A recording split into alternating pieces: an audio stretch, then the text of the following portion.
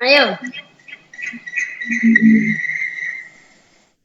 Aku cari apa kue? Suaraku ketok alun ya. Gimana? Dimulai ya. Ya. Ya. Ya. Bismillahirrahmanirrahim. Assalamualaikum warahmatullahi wabarakatuh. Waalaikumsalam. Balarina hei salamnya Balarina. Iya, urung keriku tuh salamnya.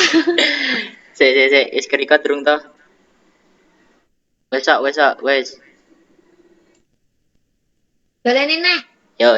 Aku salam ya. Bismillahirrahmanirrahim. Assalamualaikum warahmatullahi wabarakatuh. Waalaikumsalam warahmatullahi Warahmatullahi wabarakatuh. wabarakatuh.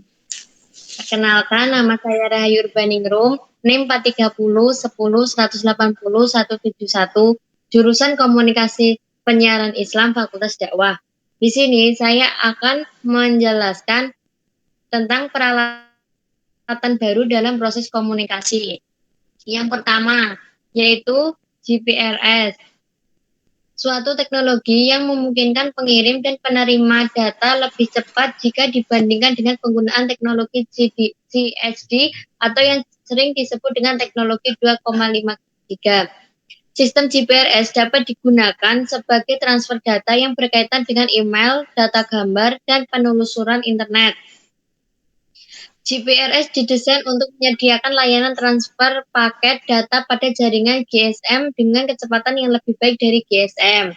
Selanjutnya yaitu faktor penting dalam pengimplementasiannya. Yang pertama, konfigurasi dan alokasi time slot dalam level BTS.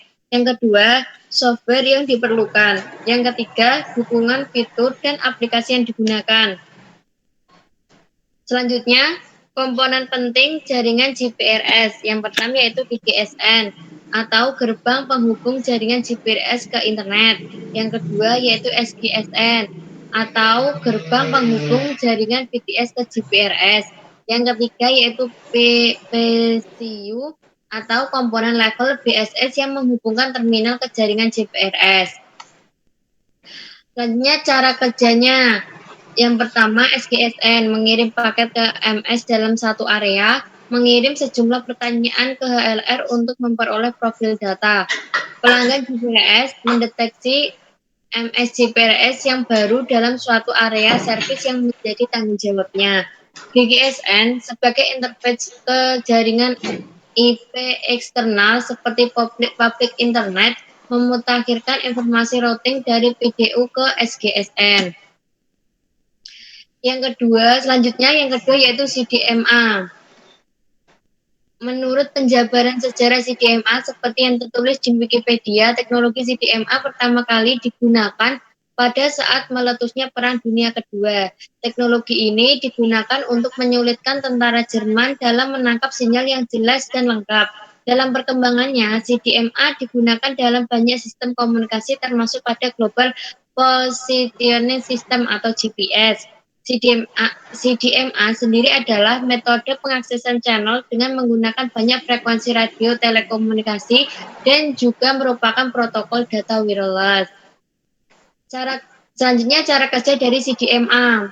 Cara kerja dari CDMA adalah ketika penggunaan mobile melakukan suatu aktivitas dengan menggunakan perangkat berbasis teknologi ini, maka data yang dikirimkan akan berbentuk potongan-potongan kecil atau dalam bentuk sistem kode unik untuk meminimalisir terjadinya kebocoran atau komunikasi silang. Selanjutnya kelebihan dari teknologi CDMA. Kelebihan dari teknologi CDMA sendiri adalah biaya panggil yang lebih murah dan kualitas komunikasinya masih lebih baik dibandingkan dengan GSM.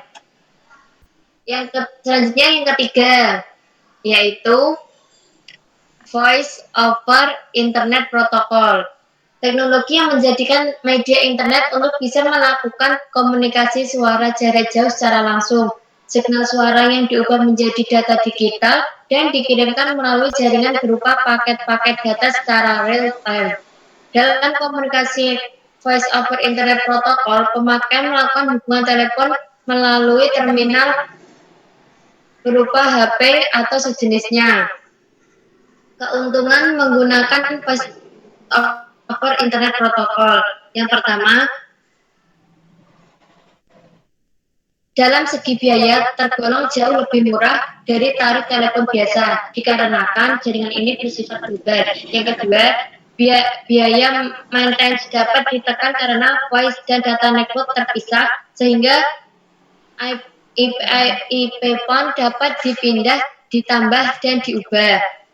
Selanjutnya, cara kerja dari VoIP adalah mengubah suara analog yang didapat dari speaker menjadi paket data, kemudian diteruskan melalui hub atau modem, dikirimkan melalui jaringan internet dan diterima melalui media yang sama. Pengiriman sebuah signal dapat dilakukan secara digital, yaitu sebelum dikirim, data yang berupa signal analog diubah ke dalam bentuk data digital dengan ASD, kemudian transmisikan dan penerima dipulihkan kembali menjadi data analog. Bentuk sederhana dalam sistem VoIP adalah dua komputer terhubung dengan internet. Itu saja penjelasan dari saya. Selanjutnya akan dijelaskan oleh Mbak. Cek,